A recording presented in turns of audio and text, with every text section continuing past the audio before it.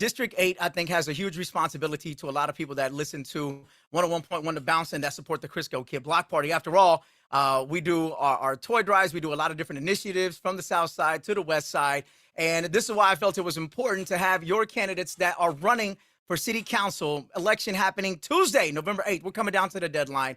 And I wanted to give the opportunity for each candidate to express some of the issues that are facing their districts, the ones that they see are priority.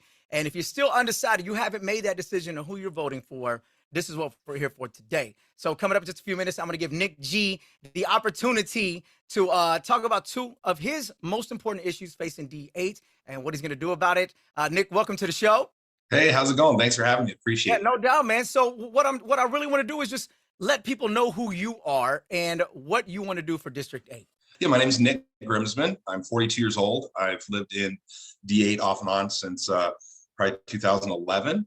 And I currently run a nonprofit Christian organization here in Phoenix. But I have background in behavioral health. So I was a administrator of about 5 different programs for a nonprofit behavioral health program here, or a company here in Phoenix. Did that for about 7 years. I worked with the SMI population, which is seriously mentally ill. Also, I have vast experience with addiction recovery, homelessness, housing. I work with helping people get HUD houses, also transitional housing. So that's kind of my passion, is to help the less fortunate. And that's why I decided to run for city council. Yeah, because that why is important. And just, even reading about you and hearing your introduction, I can probably guess the two most important issues that you really want to bring to attention, which, like you said, is why you decided to run for City Council District 8. I'm going to open it up. I'm going to get you the timer right now. Take your time. You don't have to rush through it. Talk about District 8 and what you plan to do for it. All right, so I live over in Levine, which is 51st Avenue Baseline area. And I was traveling, I got back, and I started noticing we have a lot of people smoking the fentanyl drugs openly on the street corners around here, by the bus stops where the children need to go to school or people are going to work. It's really affected our community here, and it's caused a lot of just issues with the businesses, small businesses, and families don't feel safe going to the park and things like that. So the number one thing for me is community safety. With we have to figure out what to do as a community with people who are addicted to substance, because it's highly addictive. It affects a lot of families. I've knocked on about 4,000, 5,000 doors myself personally in District 8, and I have met countless numbers of mothers and fathers that have lost people or their children or their family members to an overdose or crimes committed against people out there on the street smoking drugs. And we have the affordable housing issue is really big. We have the increase of rent has really affected a lot of people. I want to bring solutions to that. I don't have all the answers, but I do know that you need to be able to work together at city council. So I'm the type of person that even if you're on a different idea or mindset than me, that I can still find common ground and work together. I think that's what people in office need to do, is work together, work across party lines. This is a nonpartisan race. So it's just people who care about the community. I care about District 8. And, another thing is people don't realize with the tents going up places, there's a lot of people that get hurt inside these tents. City they have down by Cass. There's people that have crimes committed against them, let's say abuse or sexual assaults. There's handicapped people, mentally ill people. People need diabetic medications. They're sitting in these tents. It's 100 degrees out in the summer. And, some people even need like adult diapers and things that people, you don't really think about that when you see a tent right down the road, that these individuals need help. And I would like to be the person that brings solutions to city council. So that's my little spiel. And if you have any other questions, I'm going to kind of follow up with that right quick, because when we say, I appreciate that, the openness to say, hey, I may not have every solution to every problem, but we're going to find it. I want to work together, right? But what do you think, what could one solution be to help out with the homelessness, the unsheltered population in D8?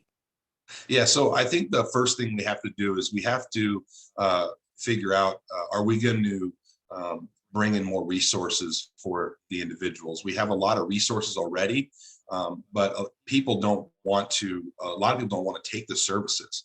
And so the city of Phoenix came up with a new program. They're coming up with it. They're kind of implementing it right now. It's called the Choices Program. Your listeners can look into it more. But really, they want the first responders, people that are out in the community, the police officers. They usually are the first people to come because there's like a trespassing call or there's some sort of shoplifting or something going on, and they offer the person services. And then if they don't want to receive services, they have a couple times before they get ticketed or whatever for the trespass or whatever. So instead of just keep warning people, eventually you have to say, hey, it's not working out here for you. You're struggling. We want to help you, and you keep denying services, but you're affecting the community. So now what do we do? So I think that's the first thing. We need to be strong. I think we need to be strong, but have compassion. So we need to have strength. We need to say, hey, you have to obey the laws that are out here. You can't make homelessness a crime, right? You don't want to do that. We can't do that.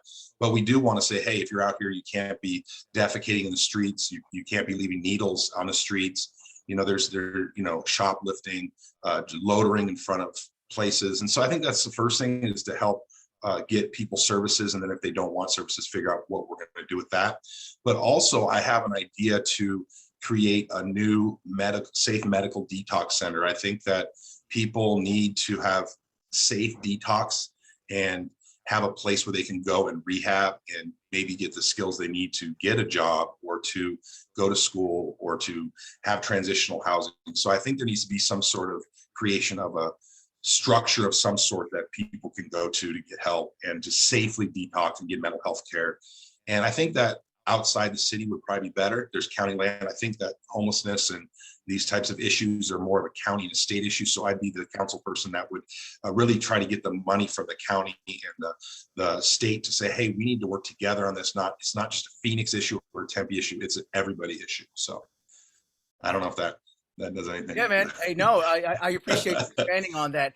Like I said, we're down to the wire here. November 8th, Tuesday, 7 o'clock, the polls close. Give them your final push, the website, all that. All right. So I have been working hard since March 2021.